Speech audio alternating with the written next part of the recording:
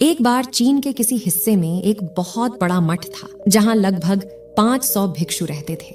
वह सभी अपने गुरु के मार्गदर्शन में खुद को जानने का प्रयास कर रहे थे। एक दिन एक लड़का उस मठ में शिष्य बनने के लिए आया। उसने मास्टर से कहा, वास्तव में मैं खुद को जानना चाहता हूँ। मैं सच की तलाश कर रहा हूँ। मैं पता लगाना चाहता हूँ कि सच क्या है।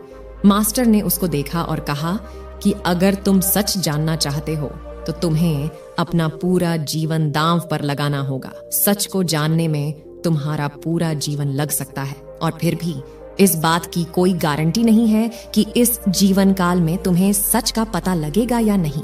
मास्टर ने कहा, क्या तुम इसके लिए तैयार हो? लड़के ने कहा, मैं यहाँ पीछे मुड़ने के लिए नहीं आया हूँ, मैं इसके लिए तैयार हूँ। गुरु ने कहा, अगर ऐसा है तो एक काम करो, इस मठ में 500 भिक्षु हैं तो उनके लिए चावल कूटने का काम करो। बस सुबह से शाम तक चावल को कूटते रहो।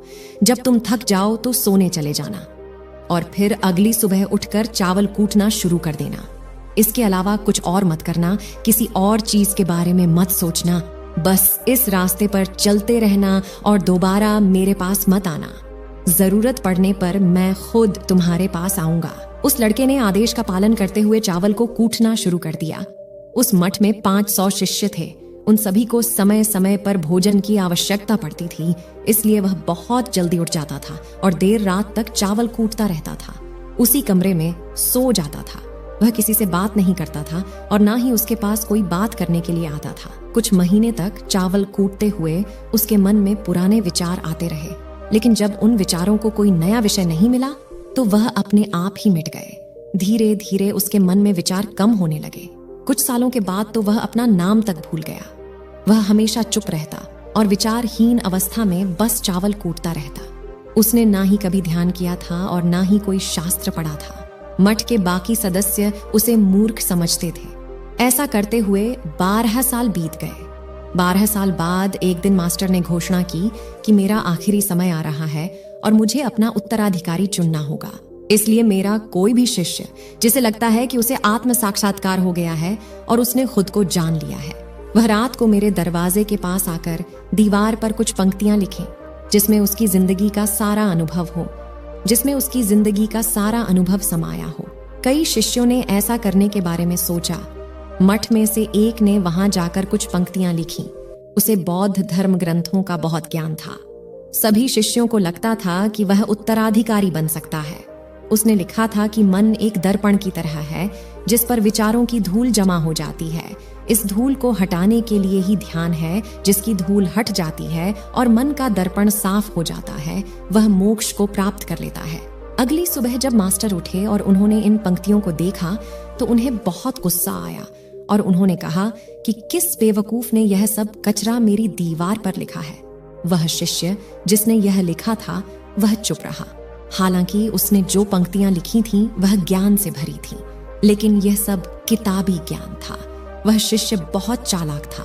उसने पंक्तियां लिखी लेकिन नीचे अपने हस्ताक्षर नहीं किए, क्योंकि वह स्वयं इसके बारे में निश्चय नहीं था यह सही है या नहीं, क्योंकि उसे आत्म साक्षात्कार नहीं हुआ था। गुरु ने इन पंक्तियों को पूरी तरह से खारिज कर दिया। यह देखकर सभी हैरान रह गए। यह घटना पूरे मठ में चर्चा का विषय बन गई। इस विषय पर बात करते हुए 2 शिष्य उस शिष्य के पास से गुजरे जो 12 साल पहले यहाँ आया था और दिन रात बस चावल कुटता रहता था। दोनों की चर्चा सुनकर वह धीरे से हंस पड़ा। दोनों शिष्य ने उससे पूछा कि तुम क्यों हंस रहे हो? उन दोनों की नजर में वह चावल कूटने वाला बहुत ही तुच्छ भिक्षु था। दोनों में से किसी ने भी उसे ना तो कभी ध्यान करते देखा था और ना ही कभी कोई शास्त्र पढ़ते। हर कोई उसे मूर्ख समझता था जो बस चावल कूटना ही जानता था। उस मठ में बहुत बड़े बड़े विद्वान थे। हर कोई उसे मूर्ख समझता था कि बस वह चावल को कूटना ही जानता था। उस मठ में बहुत बड़े बड़े विद्वान थे, लेकिन चावल कूटने वाले को किसी से कोई मतलब नहीं था। इसलिए वह दोनों शिष्य उसे मुस्कुराता हुआ देखकर चकित रह गए। उन्होंने फिर उससे पूछा कि तुम क्यों हंसे? उसने जवाब दिया, इसलिए हंसा क्योंकि मास्टर सही बोल रहे हैं। यह सभी पंक्तियां कचरा हैं। इन पंक्तियों का कोई मूल्य नहीं है। उन दोनों शिष्य ने उनसे पूछा कि क्या तुम कुछ ऐसी बातें लिख सकते हो? उससे बेहतर चावल कूटने वाले ने उत्तर दिया, नहीं, क्योंकि मैं अनपढ़ हूं, लेकिन हाँ, कुछ पंक्तियां कह सकता हूं, और अगर तुम उन पंक्तियों को लिख सकते हो तो मैं तुम्हारे साथ जाने के लिए तैयार हूं। उन दोनों शिष्य ने कहा, ठीक है। वह मास्टर के कमरे के पास गए और चावल कूटने वाले ने कुछ पंक्तियां बोली और दूसरे शिष्य ने उसे दीवार पर लिख दिया और उन पंक्तियों के नीचे लिख दिया। चावल कूटने वाला उन्हें लगा कि मास्टर इस पर भी गुस्सा करेंगे। जो पंक्तियां उसने लिखने के लिए कहा था वह बहुत अद्भुत थी। मन तो बस एक भ्रम है ना, तो मन है और ना ही मन का कोई दर्पण है, और जब मन ही नहीं है तो धूल कहां ठहरे। जो यह जानता है वह सच को जान गया है। जब गुरु ने इन पंक्तियों को देखा तो आधी रात को उठे और चावल कूटने वाले के पास गए।